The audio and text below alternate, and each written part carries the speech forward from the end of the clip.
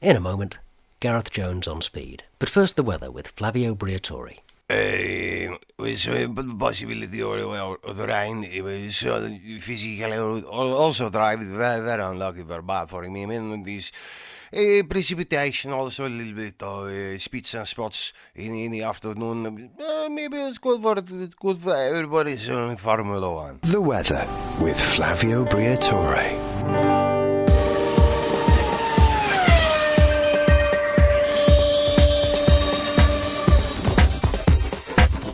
In this edition of Gareth Jones on Speed, we do a lap of Shanghai's F1 circuit in a Lotus 79. How to turn an 80s sports car into a musical soundtrack? That's the electric remote unlocking for the boot. I know it now, you've said it. And a crash course in conversational motorsport Italian. Le macchine italiane non si rompero, si fermano per essere ammirate. Italian cars do not break down, they stop to be admired. All this and more in today's Gareth Jones on Speed.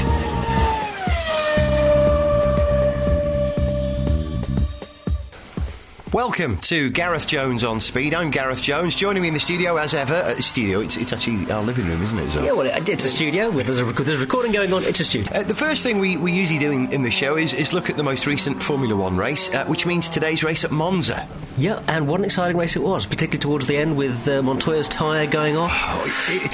The best races are where there's a sense of jeopardy. And if you saw the race, you'll know that the sense of jeopardy was, are both McLarens going to lose their tyres and they start delaminating? And would that just prevent Kimi from getting close to Alonso? So we really are playing for the championship now, aren't we? Yeah, and McLaren really needed a 1-2 here to help Kimi's chances. It was a busy race. There were some really wild and daft moments in it as well. My favourite was Sato in the pits. With that run down the pit straight, you could tell that the pit lane speed limiters both set, well, correctly. Yeah. Half a mile an hour below the speed limit. I reckon, though, it was a game of chicken as they approached that white line where you can press the button to release your pit lane speed limiter. They were itchy fingers, you think. A game of chicken. Who's going to go first, Sato or Webber? And I think they both went at the same time, and full marks to them because, they could have come a cropper for that, but they raced beautifully. Yeah, I mean, personally, my favourite moment was seeing both Fisichella and Montoya on the podium. I'm a big fan of both drivers. Wonderful to see that. But where was Jenson Button, Zarg? Where was he? Well, he was a terrible finish for him, really, considering the form he's been showing for the rest of the season. BAR just obviously can't make that car work at that circuit. Maybe, high downforce configurations, the car is good. Low downforce, it's not so good by the looks of it. So how are they going to do at Spa next time round? Probably rather better, because there's a lot less of the circuit where you're flat out. There's more twisty stuff at Spa, so I think they'll be doing better there. It's looking increasingly like it is Alonso's World Championship, but not a Constructors' Championship for Renault. No, that does look like it's going to be McLaren this year, the way they're finishing. The speed they've got, it's got to be. Yeah, look at the points. Fernando Alonso, 103 points to Kimi Raikkonen's 76, so there's a 27-point difference there. Going to be difficult to make up in 4 races, isn't it? And in the championship, the Constructors' Championship, Renault are at 144 points, McLaren Mercedes at 136. So that really, it could go either way. It could, but I fancy McLaren to have a bigger points haul in the next 4 races than Renault. I think they're going to do it. Learn to speak motorsport Italian. Lesson 1. Fratelli d'Italia, Italia è testa dell'Evo di Scipio se si dà la testa. Michael Schumacher era molto avanti. Era colpa degli altri corridori.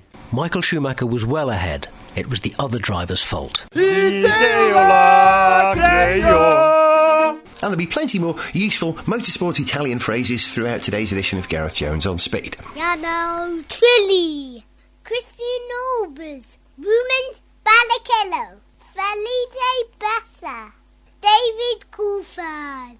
I miss Damon Hill. Fratelli d'Italia, Italia se desta. Learn to speak motorsport Italian. Lesson 2. Per finire primo a Monza non dovresti essere finese. In order to finish first at Monza, first you must not be Finnish. Gareth Jones on speed! What you're listening to now is a piece of music that was created by Zog for a film that we made about the running of the 2004 Le Mans 24-hour race. It's an ethereal piece with a gentle ambience, but it has a real petrolhead connection. Zog, explain what the significance of what I've just said is about your piece of music. Every single sound on this has been made from a car noise. What I mean by that is that in order to make each of the instrument sounds, I took a sample from the car in which we drove to Le Mans, my 944 Turbo, and edited, twisted, bent, just, messed about with, tweaked, and generally played with each of those samples until it turned into a proper instrument sound. So the raw material is stuff like this. Now, I recognise that. That sounded like your electric front windows in your car. That is, in fact, the electric windows in the car. Quite correct. Let's hear it again. So we have sounds like that, or like that, or... What was that? That's the sound of the electric remote unlocking for the boot. I know it now you've said it. Recorded from the passenger seat. Exactly. Yes. No, I think actually I stuck the mic in the boot to do that. No, you wouldn't get it. You wouldn't get it. It wouldn't be loud enough in the front. What was that? That's the sunroof. So once you've got a bunch of samples that you recorded from your car, how did you turn those into what clearly sounds like sort of musical notes? Can you explain in simple terms for someone like me who doesn't speak MIDI like you? Basically, you need a sampler. I used a Yamaha sampler that I've had for quite a few years. Very typical small studio sampler, if you like. Okay, so here's the original sound, which doesn't really sound very musical or useful at all. So what I did was, first of all, to put a loop on the sound.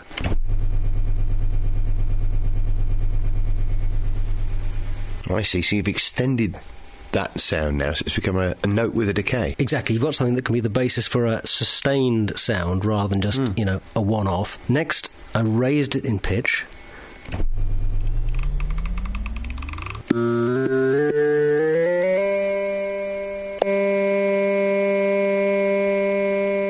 Starting to sound like a Casio keyboard. Yeah, it sounds like a very, very cheap electric organ, isn't it? Yeah, so let's make it sound a little bit classier. We'll put a filter on it. Rounding off a lot of those high frequencies. Starting to recognise it as the sound in the piece now. Then we'll slow down the attack of the sound so it doesn't come on so quickly.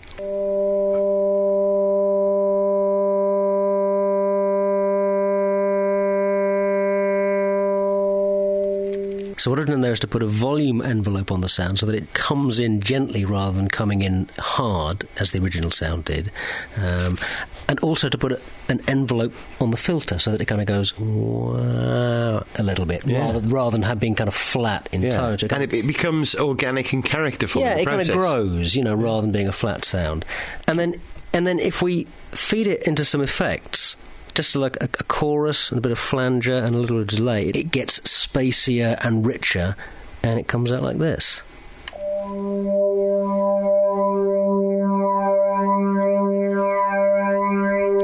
That sounds like early Ultravox to me, which is no bad thing. Early Ultravox. Bit of Billy Curry. Yeah, a bit of Billy Curry. Yeah, ARP Odyssey. And you really got all that out of a Porsche 944 Turbo and a Yamaha, what is it, an S9?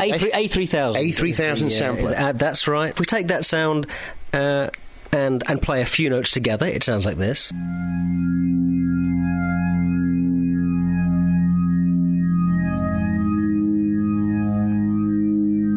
Did you trigger those sounds with a keyboard? Were you actually playing this on a keyboard then? Yeah. You're the only person I know who's managed to play a maroon Porsche 944 on a keyboard. That's some kind of achievement.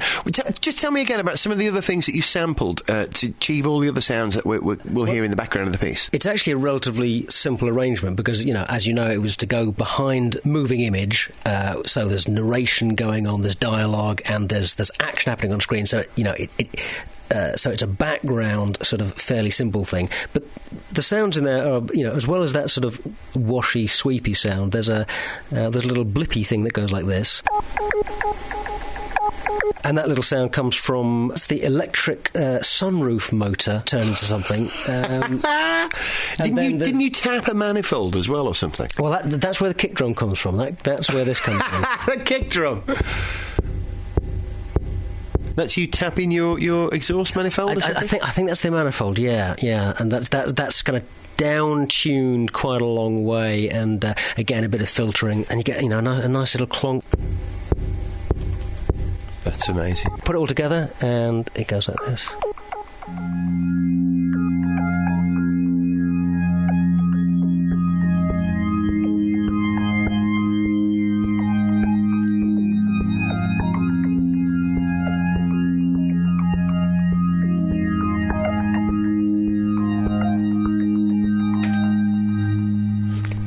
Yeah, so that's how you make a 944 sound like that. That's fantastic. Yeah, I know that this was done for a very specific reason, but it's something that you've been working on before. You were interested in creating sounds from cars, and you've got another project in mind, haven't you? Yeah, well, I'm actually trying to get hold of an old Bugatti to sample. I really want to make some music from a Bugatti. What, any Bugatti? Type 35 would be perfect, but, I'm not that fussy. I wouldn't be so interested in an EB110, to be honest. It's got to be an old one. Right. An old Alfa would be interesting as well. An old Alfa? Yeah, but particularly Bugatti. I like the engines are so beautiful to look at as well. I like the idea of kind of extending the appeal to the senses of a Bugatti engine beyond just the visual and the way it sounds on the track. Zog, my friend, you are either a complete genius or one of the most deranged individuals I've ever known, and I think the truth is probably somewhere in between the two. I think it's a compliment either way. So, I shall look forward to hearing some more music, and if anyone out there's got an old Alfa or a Bugatti that they'd like Zog to sample, you know where to find us. Yeah, drop us a line. On speed at GarethJones.tv. And I promise you we'll be featuring more of Zog's car music in future episodes of this show. Fratelli d'Italia, Learn to speak motorsport Italian. Lesson 3. Sì che sono contento con la scelta di Massa, ma sarei stato più contento con Kimi o Fernando. Of course I am happy with the choice of Massa, but I would have been happier with Kimi or Fernando. Gareth Jones on speed. I'm thrilled to say that we've actually received some mail from our first broadcast of Gareth Jones on Speed. You can verify that, Zog. And we have. It's very rewarding to see them coming into the inbox. I mean, we got almost a dozen. 11. Yeah, that's almost a dozen. But I have to say, the quality of the mail was phenomenal. Well, I would expect us to have very intelligent, discerning listeners with a bit of a thing about cars, actually. Yeah, if you can work out how to listen to this show on your iPod, right, you've got to be intelligent. That's what I reckon. So, the first mail comes from Michael McAnally. Dear Gareth and Zog, loving Gareth Jones on Speed. Well done. I particularly like the Michael Schumacher song. That was a popular one. You're not the first person to say they like that. And the interview with the Marshal from Silverstone. Do you think that he does it for the social life? I reckon he mentioned it at least 6 times during the interview. That's right, we did a count. Yeah, I just saw you spending a few minutes there and, well, what's the count? Well, the count is, there were in fact 6 mentions of the social life in 20 seconds, and if you don't remember it, here it is again. Right, now surely the only thing more boring than an F1 race is marshalling at an F1 race. Why do you do it? It's a social life as well. The social life is fantastic. People say it's boring, it ain't. You come here, you're this side of the fence, whereas the public are that side of the fence. You get closer to the motor racing than than anybody else can unless you're doing it yourself. And the social life, we have a great social life. We're up here for 4 nights. Social life is great. It's the motor racing as well, and it's just great. We marshal all year round up here, you know, and we have various circuits, but it's the social life as well. So there you go, marshalling, a lot of fun and great social life. It's the social life. The social did life. I mention the social life? You did, but it's worth mentioning the social life as well. Now, what you probably don't realise is that is in fact an edited version of the interview that we did, and I think in the original Rush's version there were over 300 mentions of the social life of a marshal. I think it was 307. That's right. Do you think it's the social life he does it for? The social life. Okay, we've done that gag. Okay, Zog, this one for you, I think, right? Dear on speed. Which would you rather have? Kathy Burke in a McLaren SLR or Caprice in a Capri? Neil Howard, Manchester. So, Kathy Burke in a McLaren SLR or Caprice in a Capri? Thanks, Neil. Hard one, that. That's a toughie. It depends which model Capri we're talking. Oh, I see what you mean. Right, okay. You know, if it was the professionals one, I think I could go for that. Right, so Caprice in a 1.6L, no. No, or Caprice in my old 2-litre Capri, no. I didn't know you had a Capri. You remember the one with the custom paint job? Capri. I forgot that. Yeah, okay. Fairly waiting to happen, but there we go. My favourite Capri nomenclature was the Ford Capri 3000 GT XLR, it was called. Ooh. I think that was the Capri 1, not the Capri 2. But to answer the question, if it was Caprice in a Capri, was it the 280, which was the last one they did? Yep, the 2.8 injected engine. Yeah. Or the Brooklyn Special Edition they did. Yeah. Or the Tickford Capri, it would definitely be Caprice. There you go, with the right Capri, it's Caprice. Thanks for that, Neil. And here's another one. See, Gareth and Zog. This is good that you get a mention as much as me, even though it's called Gareth Jones on speed. It should be Gareth Jones and Zog on speed. Oh, Gareth Jones on speed, it just trips off the tongue better. You're a good mate. With the launch of A1GP coming up soon, do you think that it's going to be an exciting series worth following, or a bit of a sorry substitute for F1 in the off-season? Dogger. Is that a place or person? Well, if we get a mail from German Byte next week, we know it was a place, right? Failing that, it's Dogger.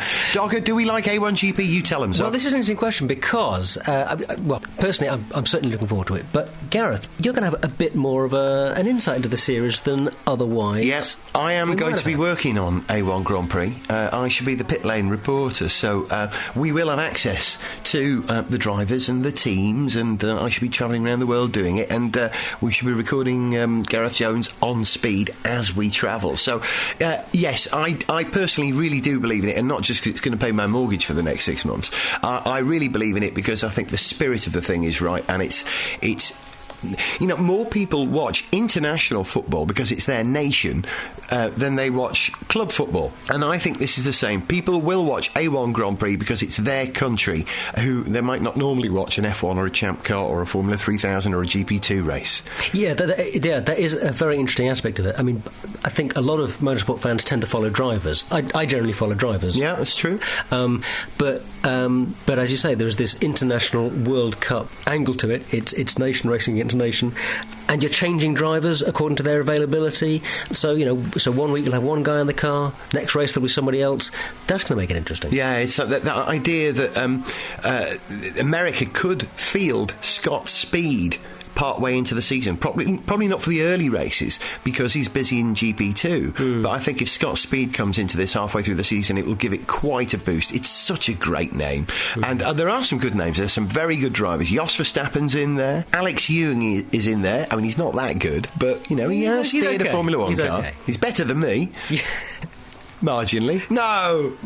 And the two British drivers aren't too bad either. Robbie Kerr and Alex Lloyd. I mean, they're both won in their own right, whether it was the McLaren Autosport Award or British Formula 3.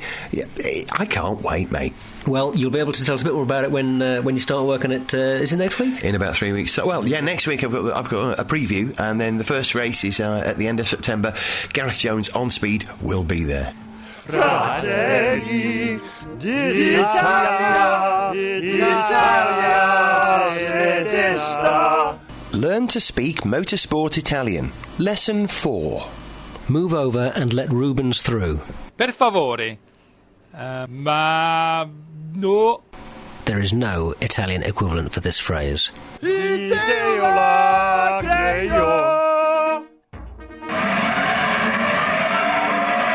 listening to the sound of Monza in the 2005 F1 season, but this isn't the race that you probably saw on TV or heard on the radio today.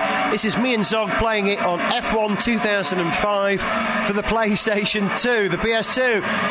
Currently, I'm Alonso, and I'm 20th of 20. Oh, and I'm being Montoya, and I am 16th. Oh, I think, we're recreating a few race incidents that didn't actually happen in the real race, I think. I really like... Dropped a place. I really like the F1 series on the PlayStation. And this new version with all these new driver aids, the green line which shows you the racing line, and a red and yellow line telling you when to brake and accelerate, really helps.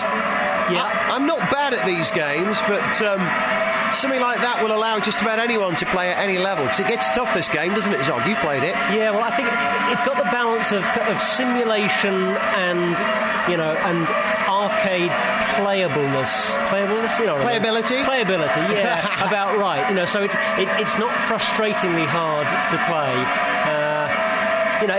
If you're after a really hardcore simulation, it might be a bit too easy, but it's great fun.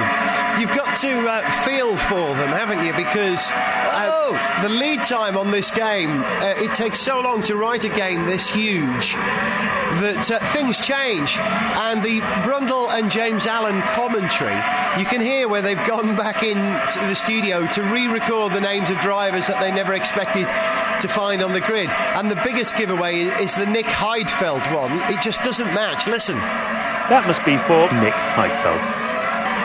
I have to say, the nice thing about this game is that you can win some nice old F1 cars to race around a circuit. And at the end of one race, I think I won in Turkey, which I really enjoyed driving. That's the joy of the new seasons and the new circuit.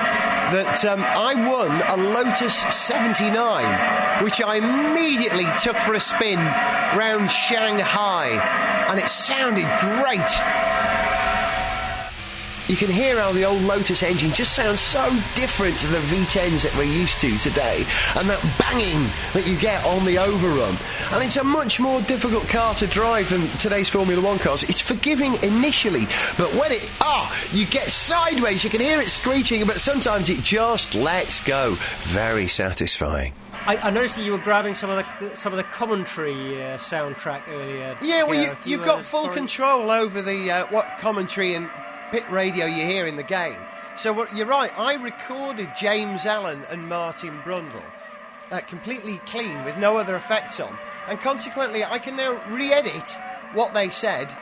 I can make them say all sorts of things that they never actually said at all. Such as, James, there are lots of rumours that some of the drivers in Formula 1 are gay. Which one would you say was the most obviously gay? It's Michael Schumacher. It is. Michael Schumacher is out, which confirms the rumours. Is Schumacher the only gay driver in Formula 1, or are there others? Giancarlo Fisichella. Second is Felipe Massa. We're getting ready to receive Juan Pablo Montoya. The Sauber team are out. Well, Martin Brundle, James Allen, thank you very much indeed. So there we are, F1 2005. You can have a lot of fun abusing the game and a lot of fun just playing it straight. Playing it straight? What, you mean like Michael Schumacher? Gareth Jones on speed. Gareth Jones on speed. Gareth Jones on speed. Gareth Jones on speed.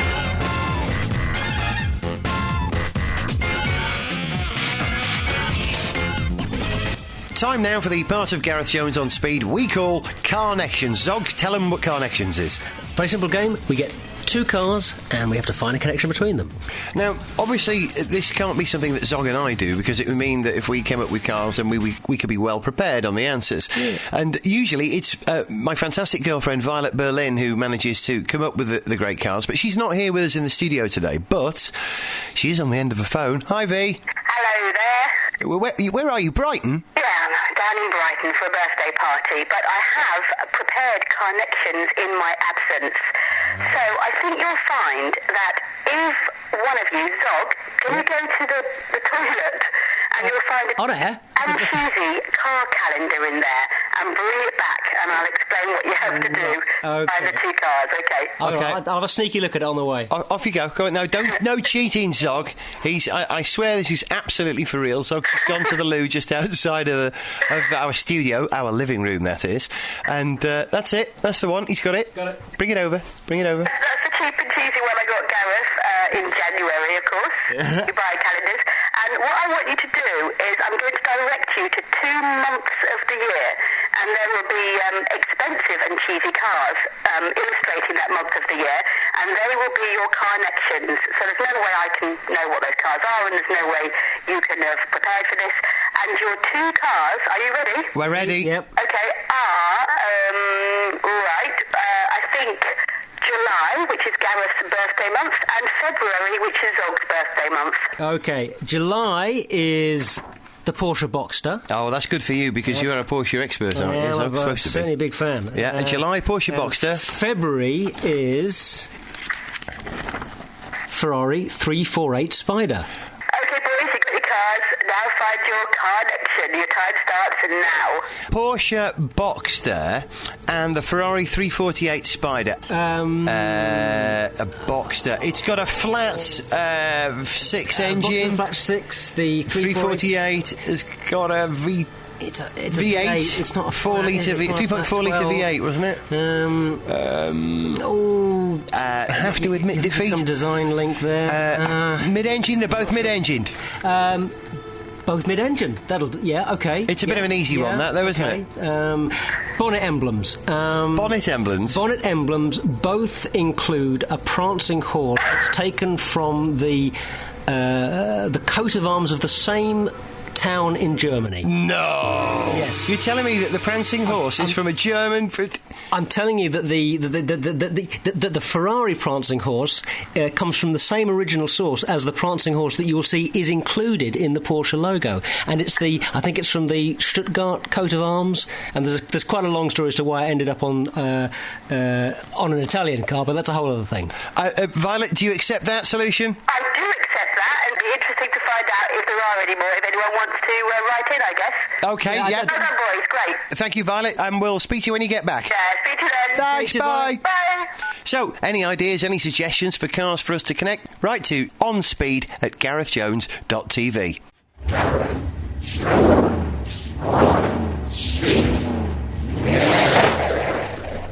That's it for this, the second edition of Gareth Jones on Speed. In the next RSS updated version of the show, expect to hear a new game. Have I got old motorsport news for you with a celebrity guest on the show? That's what we hope so, isn't it? We hope so. We'll see. Yeah. Also, we'll be looking at the weird and wonderful world of the F1 die-cast model car collector. And with unprecedented access, and we really do mean that, we'll be reporting from the world's first A1 Grand Prix at Brands Hatch. But before we go, we like to finish on a piece of music. And Zog, you're the resident musician here. What have you got for us? We've got the Italian national anthem, obviously, with the Italian Grand Prix this weekend, and in honour of the late lamented Bob Moog. That's Robert Moog who gave his name to the Moog synthesizer. That's Dr. Robert Moog, indeed, inventor of the Mini Moog synthesizer and pioneer of so many things synthetic. It's arranged in the style of Wendy Carlos. Wendy Carlos, who, if you've seen the movie Clockwork Orange, you might recognise this music as being a bit like some of the stuff in there. Something of the sort, although within the limitations of the general MIDI software on a desktop computer, I should point out, rather than with an actual bank of real old Moogs and lovely old Roland modular synthesizers and that kind of stuff. Stop going too techie on this. This is a car programme. You hit play. You've been listening to Gareth Jones on Speed. I'm Gareth Jones. I'm Zog. See you next time.